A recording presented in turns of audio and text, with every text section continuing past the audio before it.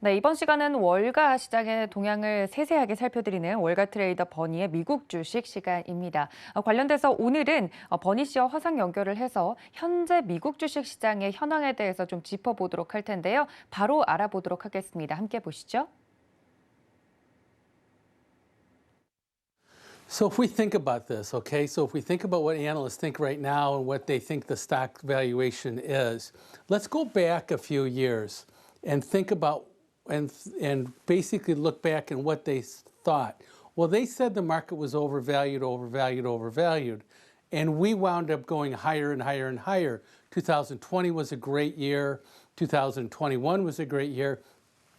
It's really difficult and almost wrong to try and pick a top in the stock market because you never really know where the highs are. And if you miss all the big days, you know, the biggest days of the market, you miss most of the great returns in the stock market. So you kind of want to be involved if the stock market is going to an overvalued state and continuing to stay there because you don't know how long it lasts. So people did say last year, oh, the stock market's overvalued. Oh, the stock market's overvalued. Well, what we identified was a shift down in the internals, the new highs versus new lows, the advanced decline line that shows that the average stock was starting to erode. And we saw that in the middle of the summer, and we saw that in the fourth quarter of last year. Okay, so when we think about this and we think about whether we're overvalued or not overvalued, so many people today are still saying we're overvalued, but they've been saying we're overvalued for a very long period of time.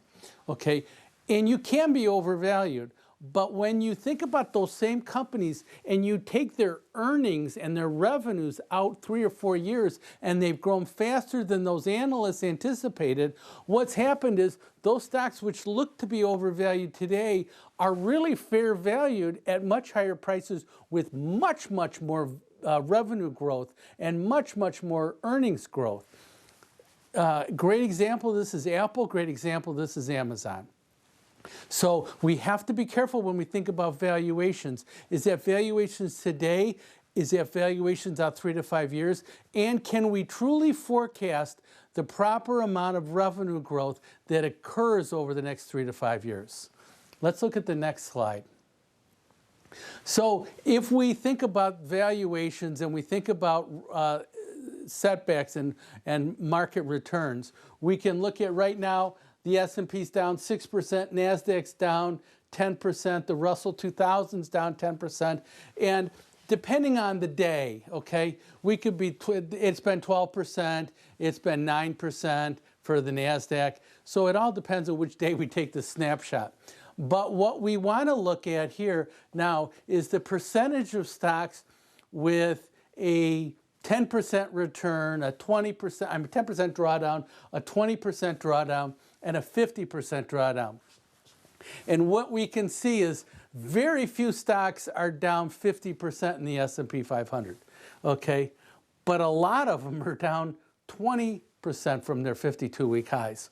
Okay, but when we dig into the NASDAQ, okay, which has a much broader 2,500 stocks, much broader cross section, and it is technology dependent or dominant relative to the S&P 500, has many more technology stocks in there. 76% of the stocks in the NASDAQ are down 20%, and 46%, almost 50 are down, 50% of the stocks are down 50%. So when we look at the Russell 2000, 80% of the stocks are down 20%. Not quite as many NASDAQ as stocks they're down in the Russell as opposed to the NASDAQ. And the Russell is more of a smaller cap index. But what these numbers right here in gold indicate is those are substantial declines. So if they're good companies, if they have great revenue growth, these stock purchases are great stock purchases. And that's what the guy, Bill Ackerman from Pershing Square, did when he spent $1 billion and bought the Netflix stock at the end of January. He was able to buy that stock down 50% off its highs, and he thinks, hey, this is a great business. This business has a lot of upside potential over time. It's in a great industry, and I'm going to be able to buy a stock down 50% from its 52-week high. So let's look at the next chart. Now, so when we think about analysts and analyst expectations, okay, this is a classic example of how analysts can underestimate the market, and it's a difficult game. Okay, so we're going along here in 2017, 18, and 19, and we're basically having earnings surprises, positive earnings surprises, okay, of anywhere between, say, 4 and 10%. Then we start to go down. We have a big decline down here. That's COVID, okay? Because analysts are projecting those numbers and COVID hits right then, they miss, right? Because they didn't anticipate that. That happened so fast. And then companies report, and oh boy, we didn't foresee that. And obviously nobody did, okay? But then what happened? Then what happened is they persistently underestimated how fast we could grow out of that. And that's why the stock market rallied so significantly in 2020 and so significantly in 2021.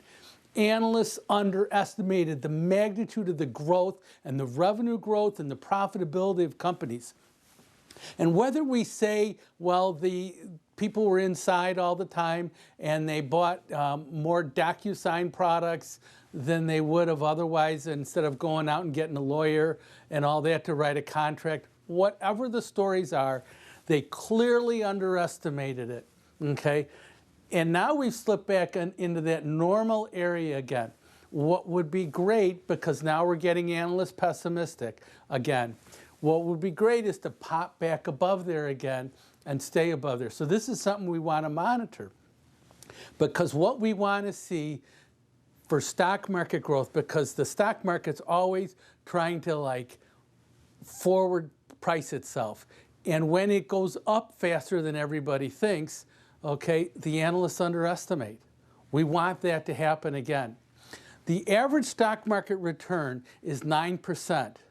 But the number of times that the stock market returns anywhere between 7 and 11% is really, really, really low. The stock market either goes down 5 or 10 or 8% or 12% or whatever, or it returns 20%, 25%, 18%. It just doesn't ever hit the averages. And what is that telling us? That there's so much volatility within the moves and the substantial amount of the moves. And if we looked at the analyst expectations of the stock market for this year, they were saying anywhere between 6 to 9%. Okay, great. Well, the probability of that happening is always very low. They're either going to be undershooting it or overshooting it. And sometimes what we can identify is there's a bottom to buy, and that's where the great return is. So if we can identify where the bottom is and then be able to participate on the upside, then we're getting a return off the trough and not a return for the year. And in a market that goes up and down during the course of the year, that's a more significant item. A market that goes up in January and either continues to go up or chops around, those are the ones that go up 25, 30%, that sort of thing, off the beginning of the year. 네, 월가 애널리스트들이 보는 미국 주식 현황에 대해서 이야기를 들어봤습니다. 이 프로그램 같은 경우는 서울경제TV 유튜브에서도 다시 보실 수 있으니까요. 여러분들 이 점 기억해 주시고요. 노란톡도 열어두고 있을 테니까 많은 참여 부탁드리겠습니다.